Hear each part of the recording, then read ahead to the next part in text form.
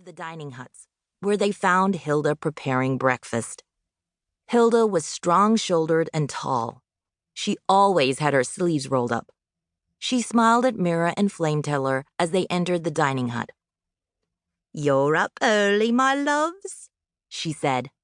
"I couldn't sleep," said Mira. "It's wheel day. We're off to see the riven wheel." Flameteller clicked his wings. "It's the biggest water wheel in the world. It might be the biggest machine in the world.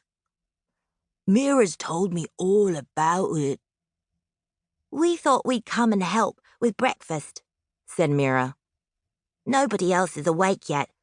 Why would anyone sleep in on wheel day?"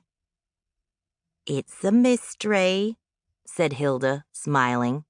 "Well, some help would be lovely. Come on in, but wash your hands and face. Mira, you're covered in grease as usual."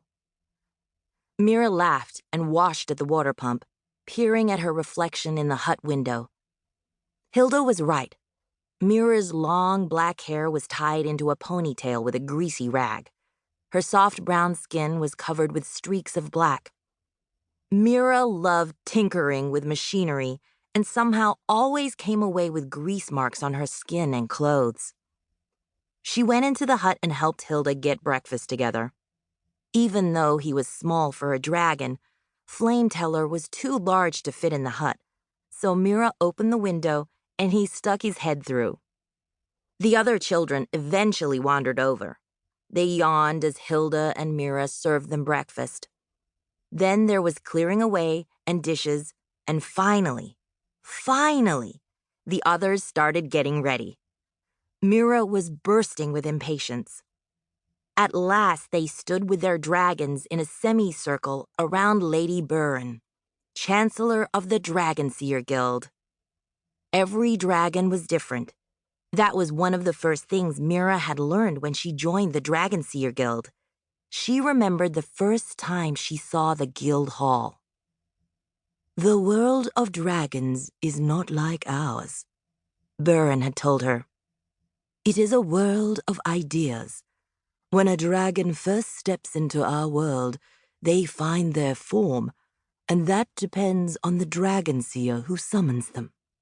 They are your dragon, and you are their human." And just as every dragon was unique, so was their power, the special magic that they and only they could do. Some had discovered their powers already. The dragon that Tom summoned was Ironskin, a large, powerful creature the color of flames and hammered iron. She could create a shield to protect others. Ellis's stumpy green dragon, Pathseeker, was clever and practical. She could see through illusions. Kara's dragon, Silver Thief, could turn invisible for a while. Others were still figuring out their powers, like Flameteller. Mira knew that Kai and his white and red dragon, Bone Shadow, and Connor and Light Spirit were still waiting to find out their powers. Poor Erin was still getting the hang of summoning and needed help to bring her enormous dragon, Rockhammer, into the human world. "Is everyone ready for our trip?" asked Burn. Mira and Flameteller nodded vigorously, and the others laughed. Burn smiled. "Well, Mira, why don't you lead the way?" Mira grinned and set off toward the doors at the far end of the hall. As she reached them, Flameteller said, "Time for me to go." Mira nodded and gently bumped heads with her dragon. Then Flameteller faded from sight. Around her, the other children smiled and waved to their own dragons, too, as each one disappeared. "Flame?" whispered Mira. "Hello," came Flameteller's voice in her head, and Mira smiled. They left the hall and walked along the twisting passageways that led out to the city.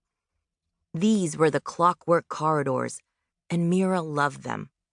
They were part of the protections of the guild.